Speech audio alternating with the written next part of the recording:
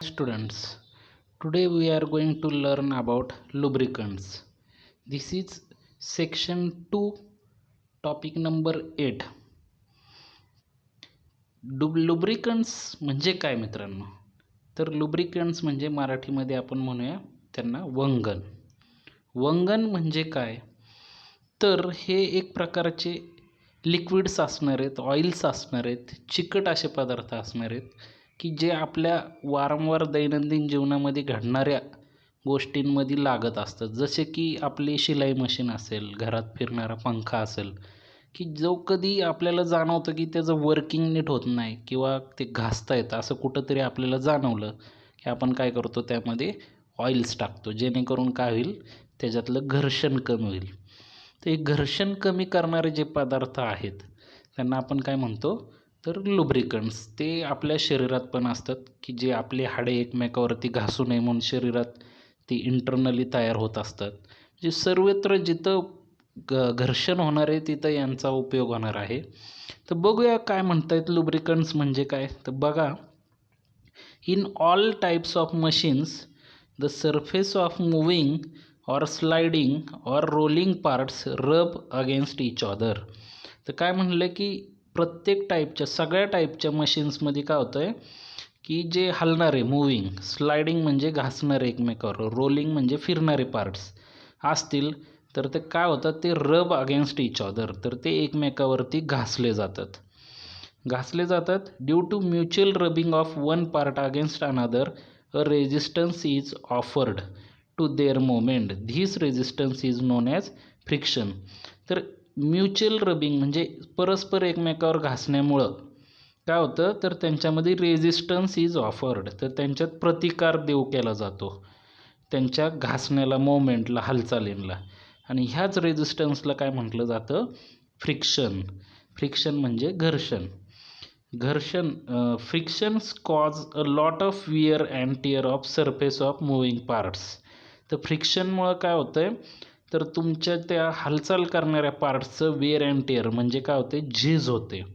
And a large amount of energy is dissipated in the form of heat.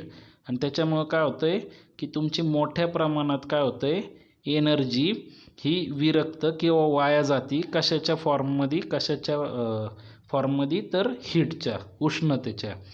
And it causes loss in the efficiency of the machine. आणि त्याच्यामुळं तुमच्या मशीनची काय होते, कार्यक्षमता कमी होते. पुढं बघा, the moving parts also get heated and damaged due to it. तर काय होते, तुमचे मूविंग पार्ट्स म्हणजे जे काय फिरणारे पार्ट्स असतात ते काय होत आहेत, ते पण तापले जातात आणि त्यांच्यामुळं ते डॅमेज होत आहेत, खराब होत आहेत. आलं लक्षात. पुढं बघा, these ill effect can be reduced by using suitable substance. ब्रॅकेटमध्ये लिहिले लुब्रिकंट. तर हे नुकसान होणारा जो काय परिणाम आहे हा काय, तर रिड्यूस केला जाईल. कॅन बी रिड्युस्ड बाय, तर कशामुळं तो कमी केला जाईल, तर सुटेबल सबस्टन्स, की जो काय आहे, एखादा पदार्थ वापरून, की त्याला आपण काय म्हणणार आहे, lubricant. Which forms a thin layer in between the moving or sliding part. ते लुब्रिकंट काय करतात, तर जे पार्ट घासतायत, फिरणारे किंवा घासणारे एकमेकावर, त्यांच्यामध्ये एक पातळ असा एक लेअर तयार करतात, चिकट असा.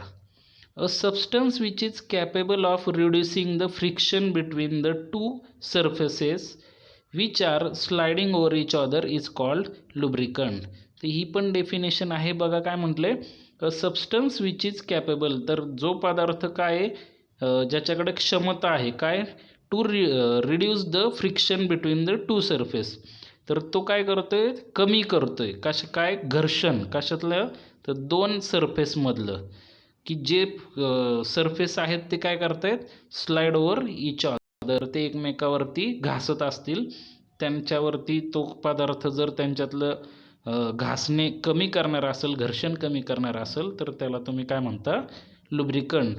The main purpose of lubricant is to keep moving surface apart.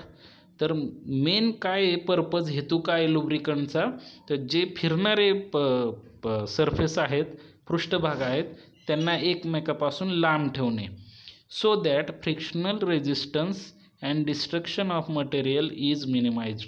आणि त्यांना एकमेकापासून लांब ठेवलं तर काय होणार आहे, त्यांच्यामधलं फ्रिक्शन म्हणजे फ्रिक्शनल रेझिस्टन्स, त्यांच्यामध्ये होणारं घर्षणमुळं जे काय रेझिस्टन्स होणार आहे आणि डिस्ट्रक्शन जे काय त्याच्यापासून हानी होणार आहे ती काय केली जाईल, तर त्या मटेरियलची इज मिनिमाइज्ड, तर कमी केली जाईल. तर इथं खाली डेफिनेशन दिली बघा परत. The lubricants can be defined as, तर लुब्रिकंट्स कशाला म्हटलं गेले, any substance introduced between two moving parts to reduce frictional resistance is called as lubricant.